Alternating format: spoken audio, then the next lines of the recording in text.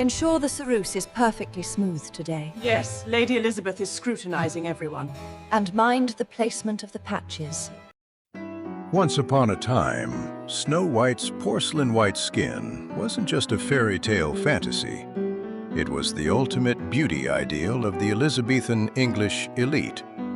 Queen Elizabeth I's signature ghostly makeup defined how noble women should look in the 16th century. Her flawless whiteness symbolized purity, power, and an almost untouchable perfection. Yet behind this immaculate image lay a darker truth. Elizabeth covered her face with a cosmetic mixture made primarily from lead. She also painted her lips with mercury and likely cleansed her skin with a harsh mercury-based solution. Today we're telling you Elizabeth's story and the deadly beauty routine that may have shaped her final years. Before we begin, don't forget to subscribe to Medieval Archive and let us know in the comments which historical figure you'd like to see next. Let's begin. The Queen awaits. In the age of the Virgin Queen, smooth, radiant white skin was the highest measure of beauty. To achieve this, Elizabeth trusted a cosmetic called Venetian Ceruse, made from white lead and vinegar. She applied it to her face and neck to hide the lasting scars of smallpox, forming a porcelain mask that likely carried a sour, wine-like scent.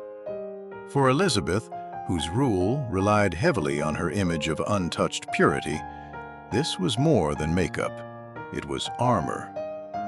Modern science tells us that daily doses of lead cause hair loss, skin decay, and in the 16th century, irreversible lead poisoning.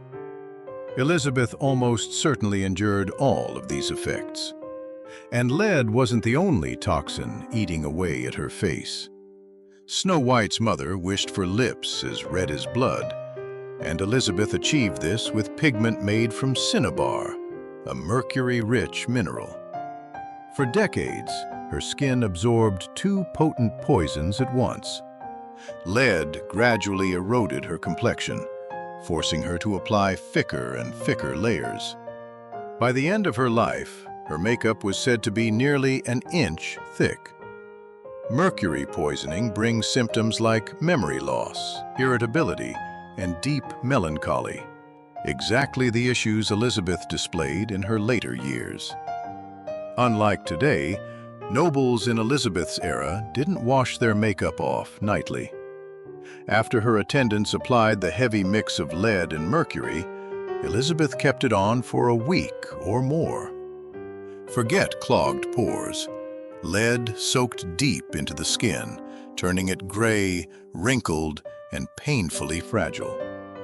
When she finally removed her makeup, she used a mixture of eggshells, alum, and, yes, even more mercury.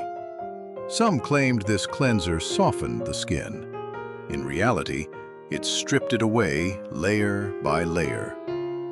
When Elizabeth was young, she didn't rely heavily on lead, not just because of her youth, but because she had not yet suffered smallpox. On October 10, 1562, she fell dangerously ill, and the symptoms were unmistakable. Courtiers feared she would die within days, but the young queen survived. Unfortunately, the disease left deep marks on her face, marks she carried throughout the fairy tale dreams and nightmare pressures of her 20s. Pockmarks were common at the time, so the desire for lead-based cosmetics was understandable. Even Elizabeth's close friend, Mary Sidney, could not escape the scars. Her husband, Henry Sidney, wrote, "The marks have stayed upon her face and remain still." Living in a court filled with gossip, Elizabeth did everything she could to cover her scars and protect her image as the Virgin Queen, especially in an age when a husband could freely insult his wife's appearance. Female rulers were rare in England and in the world, and Elizabeth knew every eye was upon her. Even a minor flaw could shift her appearance from powerful sovereign to woman judged for her imperfections.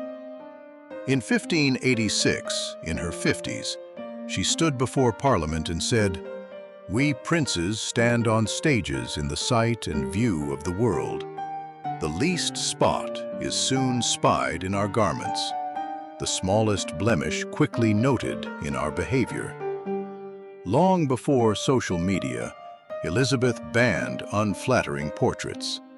Painters faced a nearly impossible task: depict her as youthful, vibrant, and pale, despite the physical toll of decades of toxic cosmetics.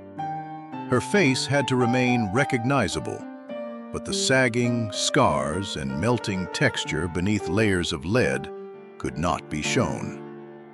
This demand gave rise to the famous 1575 Darnley portrait. Artists reused its face for years, almost like a royal template. Elizabeth's battle against aging lasted her entire life.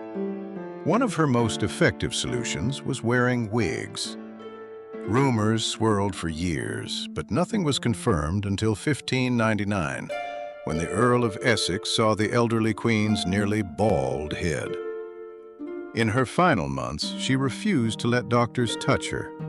Courtiers said she had slipped into deep melancholy. She refused to lie down, convinced that if she did, she would never rise again. She stood for 15 hours, her ladies placing cushions around her to keep her from falling. On March 24, 1603, Elizabeth passed away. The cause may have been cancer or pneumonia, but decades of exposure to lead and mercury undoubtedly devastated her health. After a lifetime of poisoning, Elizabeth's body was saturated with toxins. Her lady-in-waiting, Elizabeth Southwell, claimed that during the funeral, the coffin burst open due to the abundance of poisonous gases.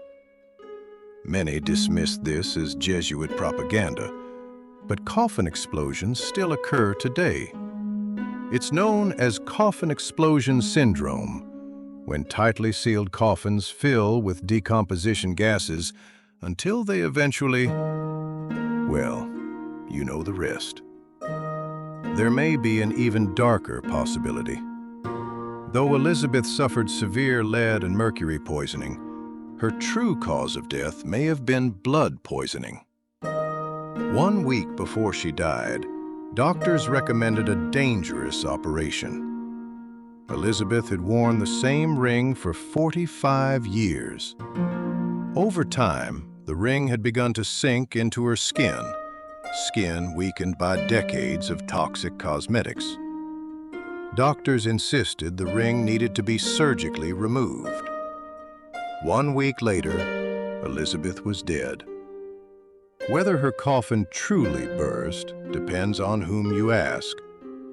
The use of lead in beauty rituals dates back to the 5th century BC. Roman women applied lead to whiten their skin. By the 16th century, the mixture was known as Venetian Ceruse, or the spirits of Saturn, and it became Elizabeth's signature product. Tragically, Ceruse wasn't officially classified as a poison until 1634, less than 40 years after the Queen's death.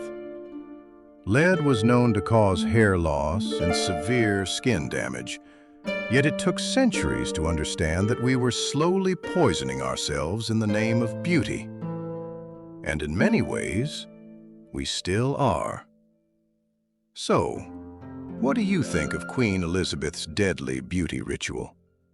Share your thoughts in the comments, and while you're here, don't forget to explore Medieval Archive's other videos.